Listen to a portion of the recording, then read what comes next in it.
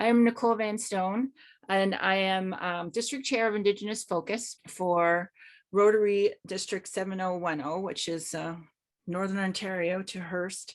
And I'm also District Coordinator for honoring Indigenous people, which is HIP. And I'd like to introduce myself in the language of the territory that I live on right now.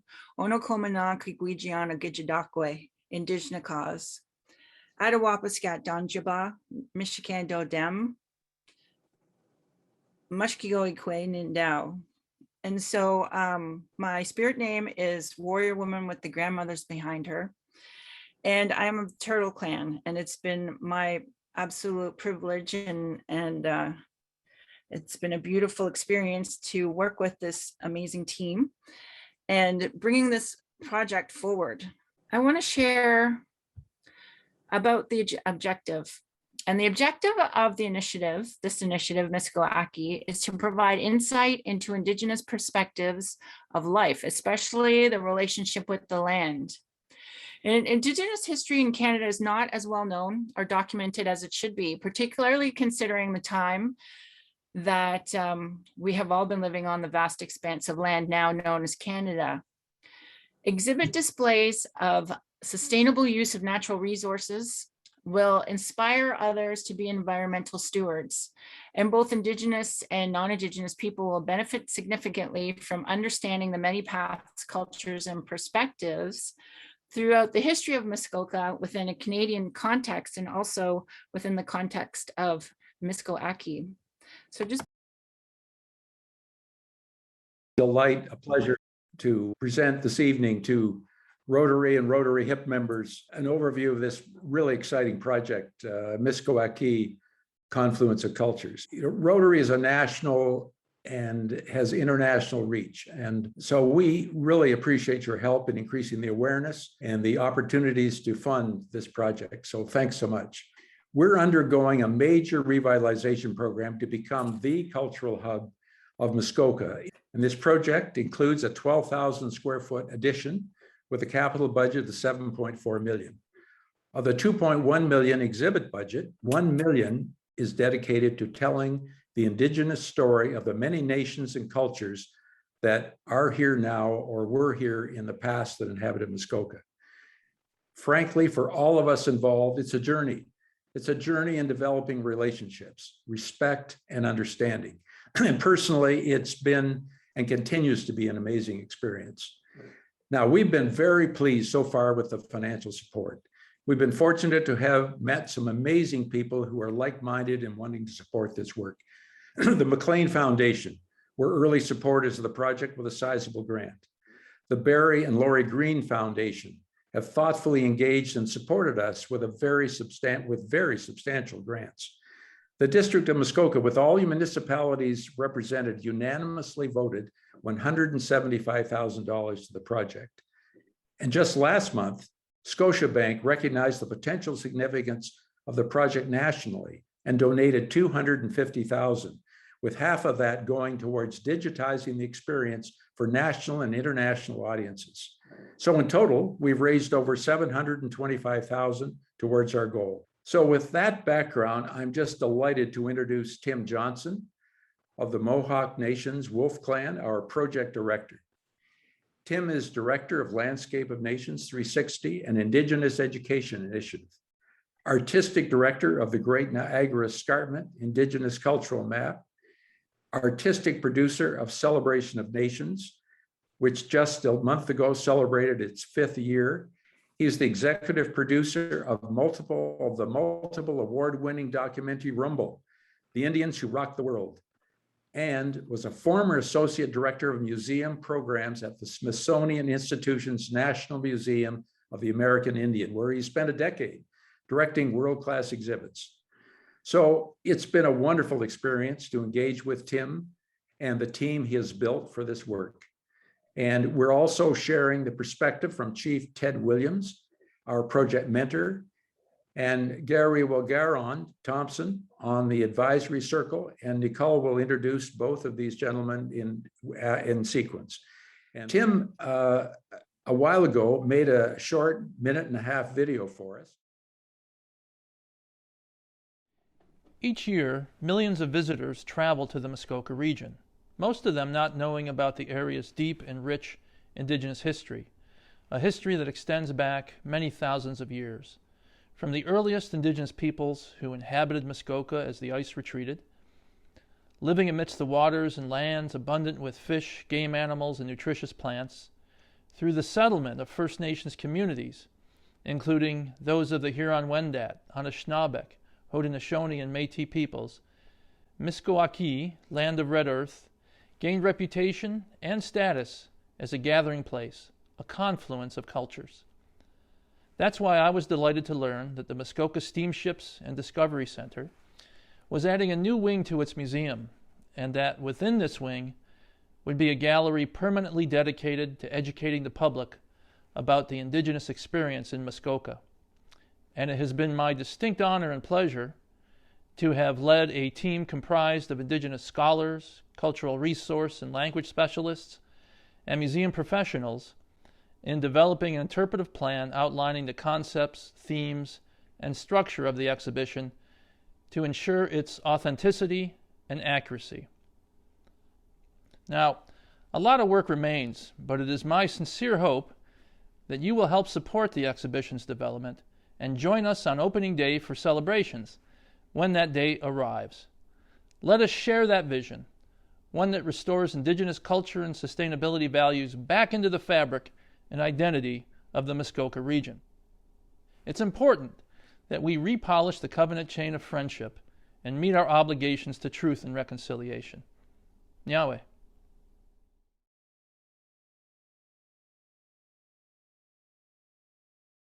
Thanks, Gary, for the introduction, and it's a pleasure being with everyone today to talk about the forthcoming exhibition, Misko-Aki, Confluence of Cultures, to be installed in the new wing of the Muskoka Discovery Centre. About a year ago, as Gary was mentioning, I was contacted by he and Rick McGraw about the expansion plans that were then in progress at the Muskoka Discovery Centre, which included a permanent exhibition hall dedicated to the Indigenous history of the region. Although theoretically retired from directing exhibits at the Smithsonian, at the National Museum of the American Indian, I was nonetheless quite intrigued by the vision and compelling goals and objectives that these two gentlemen had shared with me. At that time, it had been 5 years since Canada's Truth and Reconciliation Commission released its report in 94 calls to action. And of course, it's now been 6 years. However, what quickly became obvious to me was that the Muskoka Discovery Centre, with the support of its membership and board of directors, the town of Gravenhurst, and the district municipality of Muskoka, had embarked on an unprecedented initiative to develop an exhibition intended to convey the history, contemporary experiences, and cultural insights of Indigenous peoples who had inhabited and traversed the region for millennia. So I found this quite intriguing. As Gary had mentioned, I had spent 11 and a half years in senior management at the Smithsonian Institution, 10 of those overseeing exhibitions and programs. And among the exhibitions developed during that era, several featured contributions from Indigenous artists within Canada.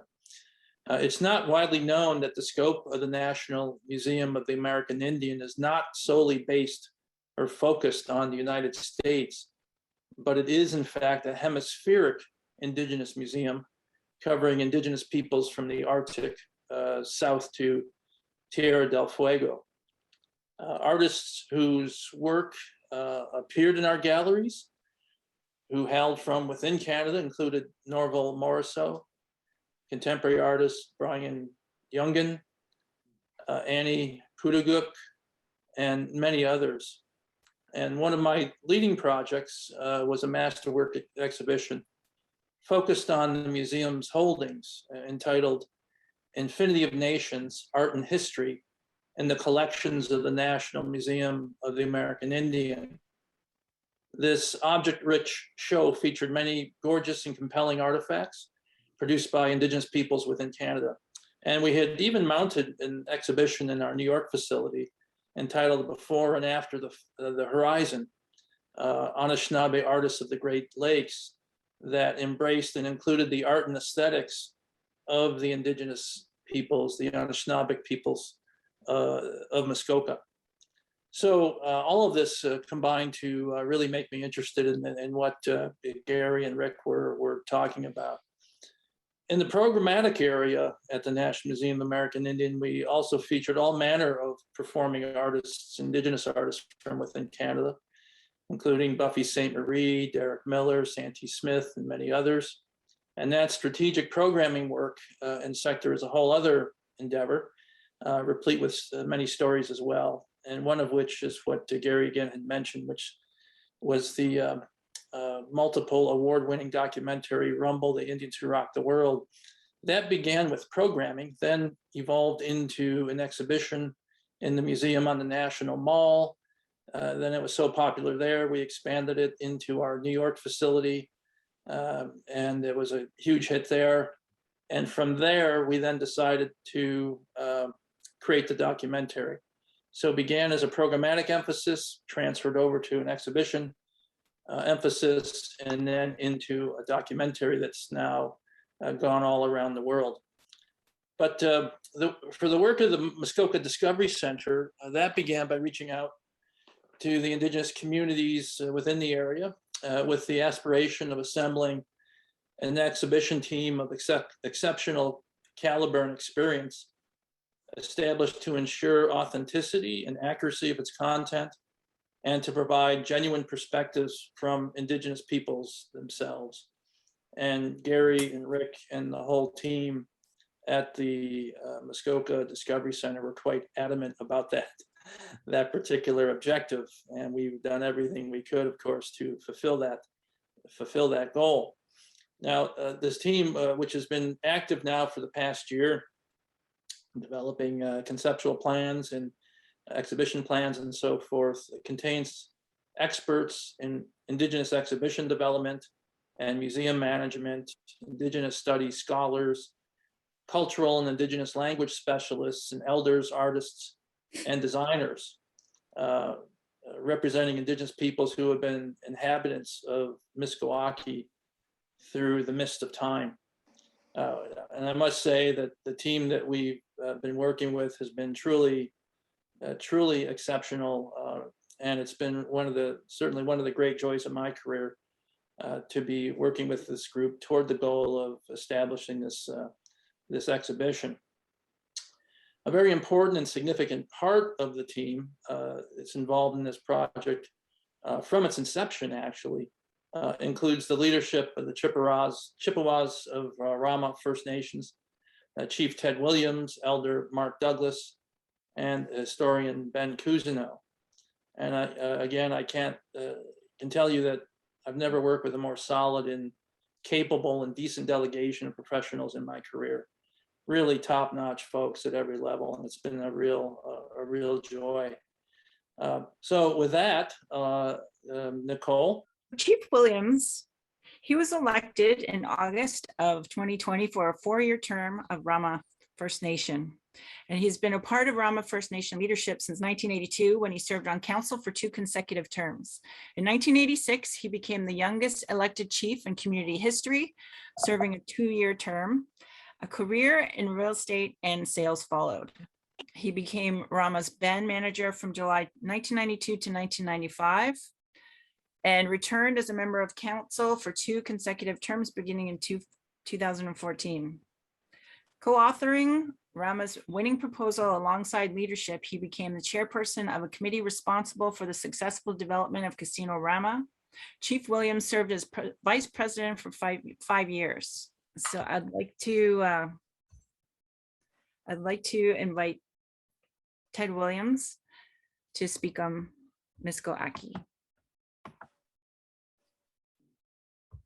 Miigwech, Nicole, miigwech, Tim, and miigwech to Gary for the introduction and the work that you've done so far. First of all, Anin Bojo, Gima Ted Williams, Indigenous, Ram Manjikaning Donjaba, Gigo Dodem, Hello, everyone. Chief Ted Williams from Rama, and I am from the Fish Clan. And I have been involved with the Chippewas Rama for well over 40 years.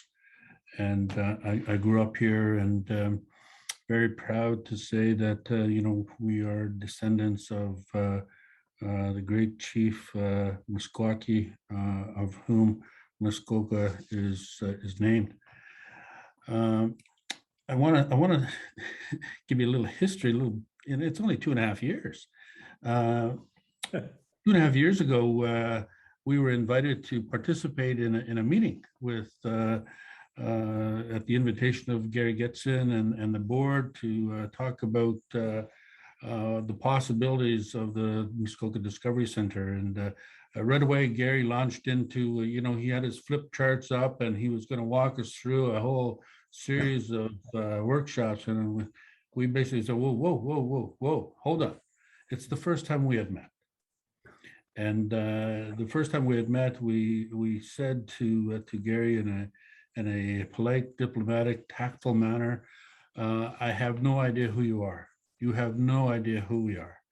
And so we need to spend time to get to know each other before we begin to work. So Gary put his flip charts away. He put his markers back on, the shelf, and we began to develop a relationship.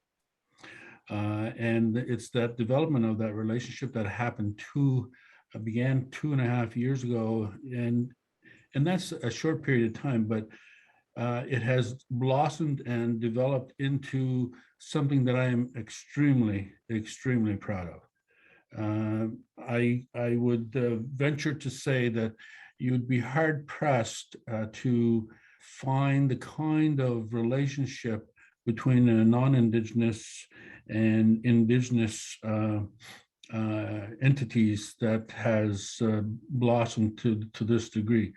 And it has gone beyond the Discovery Center. We have a great relationship with the whole of the Georgian Bay District through the chair, Mr. John Klink, and I know all of the mayors personally, and that is because of the relationship that we have undertaken with each other to build, to talk about the difficult subjects, to talk about our dreams, to talk about our history that hurts at times when we do talk about it. But because we have developed that relationship, that strong relationship, we can talk about those difficult things and understand each other. So we've been working with the Discovery Center for those 2.5 years.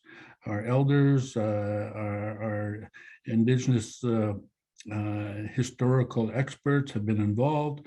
We have regular updates and we have input in terms of how, for instance, as Tim Johnson talked about the TRC and the relationship the Discovery Center has and how it meets several of the 94 calls to action from the Truth and Reconciliation Commission. And so we are very pleased with the progress of the Misko-Aki Confluence of Cultures. Very, very pleased. I see the development of Misko-Aki as a reconciliation in action. Muskoka Steamships and Discovery Center is going to be able to offer both a non-Indigenous and Indigenous perspective into the history of the land that we are speaking about. And I want to say miigwech to our good friends from the Muskoka Discovery Center and the experts that have been brought on board as well, because without all of the hands that have had a role in the development of the project today, we would not have gotten this far. And yet there's still much more to do, a lot more fundraising that needs to take place. And we're all on board here at the Chippewas of Rama. It's something that, as I mentioned, I am extremely proud of what we have developed here, and I can't wait to see the conclusion of the project in the very near future with your help. Miigwech. Yahweh. Tim Thompson. And Arawakuan is a strong proponent of Indigenous language revitalization and is a proud graduate of Onwawana Mohawk Language Immersion Program. Garawakan has held many roles, including Policy Director of the Ontario Federation of Indian Friendship Centers, Education Director and Director of Languages for the Assembly of First Nations, President and CAO of First Nations Technical Institute. Garawakan was named as one of the 12 defenders of human rights in the Speak Truth to Power initiative. And we welcome him now to speak on Misko-Aki. Ja, Nicole. Wakon Horadon Sewa Guego, Garihwageran Yunjats, Wata Niduageno, Dono Waxkare Wagenei, come from a Bear Clan family of the Mohawk Nation here in Wata.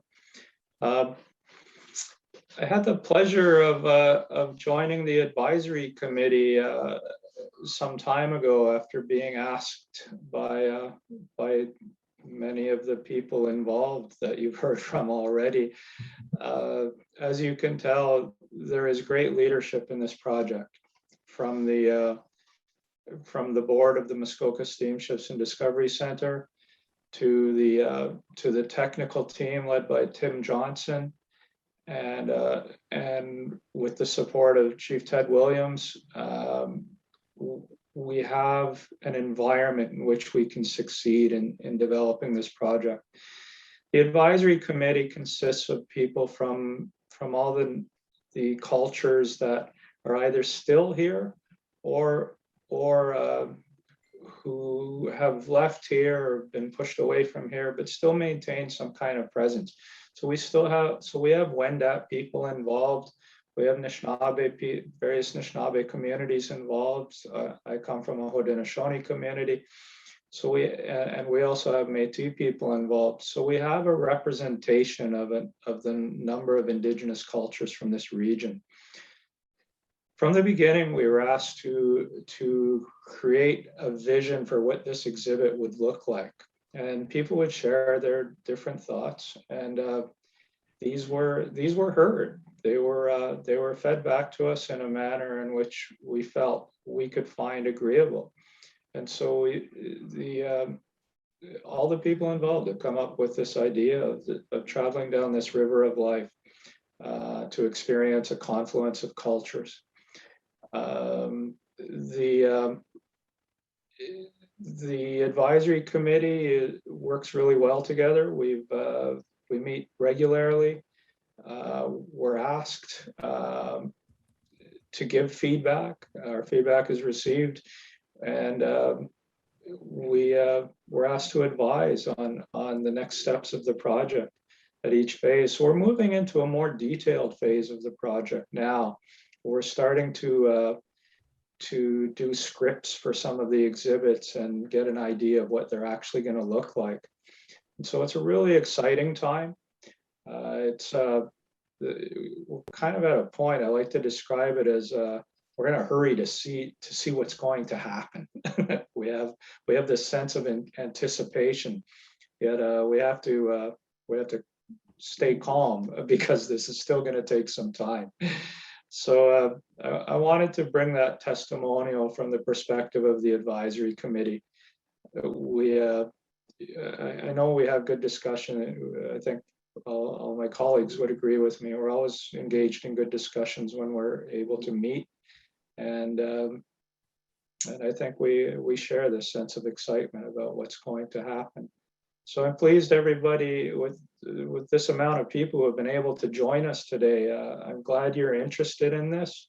We think it's far-reaching. We think it will have impact beyond this area of Ontario. I think this is the start of a voice that's going to sound very far away. So I appreciate you giving me a few minutes of time. I'll go turn it back to Nicole. artwork by this piece of art was beautifully created by Christy Belcourt. And she is a Métis artist. And in respect to a relationship with the land, this is something that I really want to share, and I want to share her words, which are so powerful and amazing and wonderful, and brings us back to why we're bringing this project forward and why we're all working so hard to have this come forward. And Christy Belcourt shares these words: "The mystery of this planet and the universe is too vast and too powerful to even begin to understand. All I know is that all life, even the rocks, need to be treated with respect. The sacred laws of this world are of respect and reciprocity. And when we stop following them, we as a species are out of balance with the rest of the world. What I really believe is that the thing that's going to move us and raise us up to the level of consciousness as human beings is that we really have to be able to see our connection to the earth and see this earth as a living, breathing, sacred being, which is connected to us and us to her, both on a physical and cellular level, and as well as a spiritual level. Human beings have been led to believe that we're at the top of this pyramid and that we're dominant over the earth, and that this earth is here for our taking, and we've commodified everything. When we switch our thinking into believing and knowing and understanding that the water is alive and that the trees have their own life and their own territories, and that animals have their own territories, and when we start to walk really gently and softly on the earth because we see this earth as a sacred living being, then it changes and raises up the consciousness of how we need to be on this earth. So less is truly more. And thanks again, everyone. Thank you for joining us today, and we'll definitely send out further information. We really appreciate you being here today. Miigwech.